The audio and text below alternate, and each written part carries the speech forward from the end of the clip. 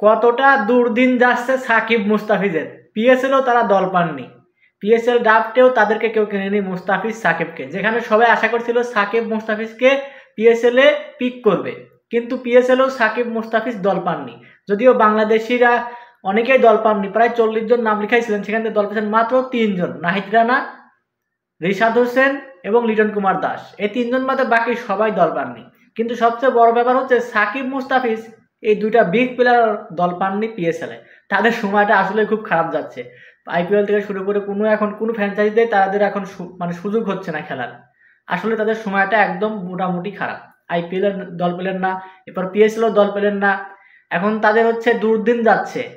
নাচতে না পারলে উঠান বের হয়ে গেছে। ওই যে একটা কথাই আছে না, যে সময় যখন খারাপ যায় শুকনা উঠোনেও হোঁচট খায়। এখন সাকিব তামিমের বিষয়টা ওরকম হয়ে গেছে, সাকিব আর মুস্তাফিজের বিষয়টা এখন ওরকম হয়ে গেছে। কোনো কোনো জায়গাটায় তাদের এখন দল মিলতেছে না, তাদের পারফরমেন্স এতটাই খারাপ বর্তমান।